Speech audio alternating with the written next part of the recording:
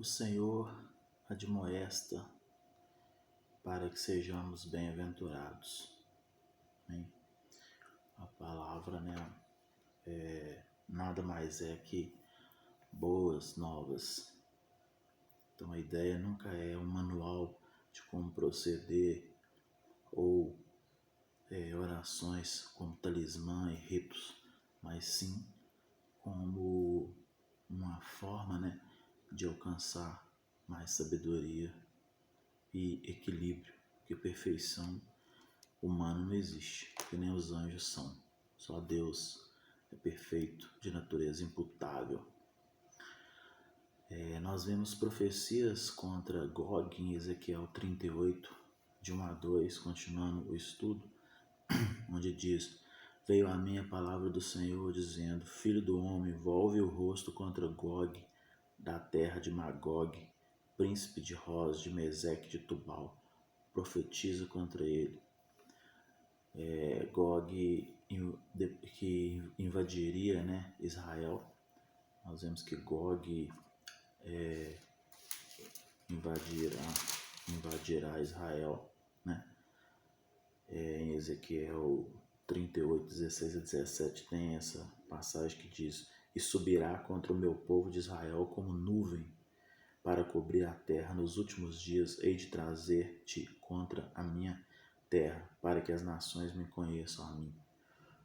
Quando eu tiver vindicado a minha santidade em ti, ó Gog, perante elas. Assim diz o Senhor Deus: não és tu aquele que eu disse nos dias antigos, por intermédio dos meus servos, os profetas de Israel, os quais então profetizaram durante anos que te faria vir contra eles? Então existia uma profecia que Gog se levantaria contra Israel. Porém, depois o Senhor, pela sua justiça, e pela santidade do seu nome, ele vem e castiga Gog por ter se levantado contra Israel e restaura a sorte de Israel. Nós vemos a queda de Gog em Ezequiel 39, 3 também, que profecias contra isso, que ele diz: tirarei o teu arco da tua mão esquerda e farei cair as tuas flechas da tua mão direita. Nós vemos a sepultura, das hordas de Gog em Ezequiel 39, 11, que diz: naquele dia darei ali a Gog um lugar de sepultura em Israel, o vale dos viajantes, ao oriente do mar. Espantar-se-ão os que por eles passaram. Nele sepultarão a Gog e a todas as suas forças, e chamarão de o vale das forças de Gog. Então, nós temos várias referências aqui nos livros dos profetas, principalmente que nós já vimos Jeremias. Você vê que tem uma referência no livro do profeta, dos profetas todos que nós fazemos estudo. E tanto o Isaías, por exemplo, ele vem com uma referência, do Cristo, do Messias. E depois nós temos em Jeremias e agora em Ezequiel uma história, um relato, de acontecimentos que já se foram, porém um prefácio também de uma repetição da história, como o povo sai do Egito e faz todo esse processo do êxodo e das admoestações e do sacerdócio, do vínculo com o lugar santo, o templo, e depois eles vêm a ir para o exílio, e vêm por ter se voltado contra o Senhor. Tem uma referência muito interessante disso aos dias de hoje também, que se repete, e da vinda do Senhor, e ao restaurar, a sorte do seu povo novamente e dos últimos dias. Então a gente vê que é uma história, se repetindo, é uma lição que podemos tirar. Nós temos o grande sacrifício, do Senhor, em Ezequiel 39, 17, ao Senhor, na verdade, Ezequiel 39, 17 diz: Tu, pois, ó filho do homem, assim diz o Senhor Deus, dize às aves de todas as espécies, todos os animais do campo: ajuntai-vos e vinde, ajuntai-vos de toda a parte para o meu sacrifício, que eu oferecerei por vós sacrifício grande nos montes de Israel, e comereis carne e bebereis sangue, né? Que é os inimigos, né, que vão sendo derrotados, sendo vingados, né, e sendo castigado por ter se levantado contra Israel. O Senhor permitiu e agora o Senhor também restauraria. Nós temos a visão do templo, né? Em Ezequiel 41, por exemplo, 40 versículo 1 diz que no ano 25º, né, do nosso exílio, no caso no Babilônia, no princípio do ano, no 10º dia do mês, 14 anos após ter caído a cidade, nesse mesmo dia veio sobre mim a mão do Senhor e ele me levou para lá. E nos versículos que seguem aqui, do 2 até o 49, né, nós temos a visão de um homem cuja aparência era de como um bronze, né, e ele media a visão que ele tinha, né, desse homem medindo o templo. Quer dizer, Ezequiel tendo essa visão, né, desse homem, provavelmente um anjo, né, medindo o templo, que seria restaurado, como estudamos já, né, já foi objeto de estudo no livro de Esdras, no vídeo 114 e 115. Ainda segue, né, no capítulo de Ezequiel 41, do 1 ao 26, né, a medidas referentes ao templo. Ainda temos visões da saída do templo e o rito dos sacerdotes, né, no capítulo 42, de 1 a 20. E a glória do Senhor que enche o templo, né? Volta a encher o templo. Em Ezequiel 43, versículo 1, diz: então o homem me levou à porta que olha para o oriente. E eis que do caminho do oriente vinha a glória de Deus de Israel. A sua voz era como o ruído de muitas águas, e a terra resplandeceu por causa da sua glória. E no 4 aqui diz ainda: a glória do Senhor entrou no templo pela porta que olha para o oriente. Nós temos o altar dos holocaustos, né? Em Ezequiel 43, de 10 a 17. Nós vamos ter medidas, né, do altar em visões por Ezequiel também, nas falas, né, do Senhor.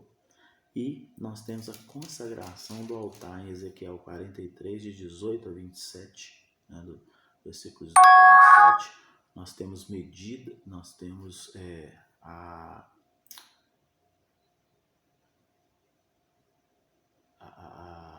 além das medidas aqui, né, a consagração do altar, do 18 ao 27 no capítulo 43, nós temos a fala, né, do Senhor de uma série, né, de ritos dos sacerdotes e dos levitas. E nós temos a reforma do ministério, né? Algumas pessoas que não se encaixaram, que profanaram, né, o templo.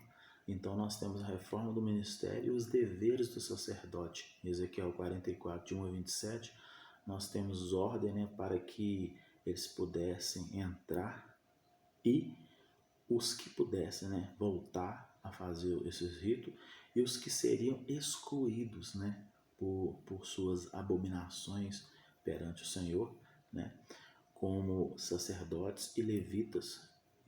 Aí vem novamente os ritos e as observâncias, né, quanto como deveria ser feito. Então, nesse momento da história, né, era extremamente importante o sacrifício, né, este que depois foi feito por Jesus por nós, nos eximindo, né, dessa necessidade de que um animal fosse morto e expiado por nós. Nós temos a repartição das terras em Ezequiel 45. Temos ordem para a distribuição das terras pelo povo de Israel, por seus príncipes, e a porção, né, dos levitas e dos sacerdotes. Interessante uma fala em Ezequiel 45:8 que diz assim, destaque essa aqui, diz: essa terra será a sua possessão, Israel. Os meus príncipes nunca mais oprimirão o meu povo. Antes distribuirão a terra à casa de Israel, segundo as suas tribos, né? Então é interessante essa fala. E nós continuamos aqui o estudo nos deveres dos magistrados. Em Ezequiel 45:9, por exemplo, diz, né: assim diz o Senhor Deus: basta o príncipe ó príncipes de Israel, afastai a violência e a opressão, e praticai juízo e justiça. Tirai as vossas desapropriações do meu povo, diz o Senhor Deus. Ainda nós temos a oferta do ano novo, né? Interessante essa passagem aqui, que juntamente com a 45 que nós lemos aqui, né? O Senhor, às vezes as pessoas ficam muito apegadas ao lado da promiscuidade e tal, que isso também fez com que Sodoma e Gomorra fosse consumida. Mas existem umas referências muito grandes, inclusive lá no livro de Neemias, né, nós vemos ele se voltando contra o que era feito nos templos quanto a ofertas. Então é a corrupção do povo, né, e dos sacerdotes também, de alguns levitas. Nós vimos aqui alguns que foram excluídos, né, outros que progrestinaram, continuaram, né, o seu trabalho, e aqui ele dá essa demonstração, né, quanto à não opressão e quanto os príncipes, né, não oprimirem o povo mais e que fosse distribuído, quer dizer, um cuidado do Senhor sempre, né, com o seu povo, e a ideia de que a coisa fosse, né, igual. Então, os deveres aqui dos magistrados, nós vemos a oferta, né, do ano novo, Ezequiel 45:18, que diz: assim diz o Senhor Deus, no primeiro mês, no primeiro dia do mês, tomará um novilho sem defeito e purificarás o santuário. Então, eram rituais, né, que eram feitos nessa época. Existia a necessidade da expiação, né, feita por um animal. Ainda nós temos na Páscoa, que é relatado aqui no Ezequiel 45:21, que diz: no primeiro mês, no dia 14 do mês, tereis a Páscoa, festa de 7 dias, pão asmo se comerá. Nós temos nos sábados e festas nas luas novas, e Ezequiel 46:3, que diz: o povo da terra adorará a entrada da mesma porta no sábado e nas festas das luas novas, diante do Senhor. Então nós temos aqui ritos, né, de holocaustos e manjares, instruções referentes à oferta em Ezequiel 46:20, olha só, 46:20, que diz: então me disse: este é o lugar onde os sacerdotes cozerão a oferta pela culpa e as ofertas pelo pecado, e onde cozerão a oferta de manjares, para que não as tragam ao átrio exterior, e assim santifiquem o povo.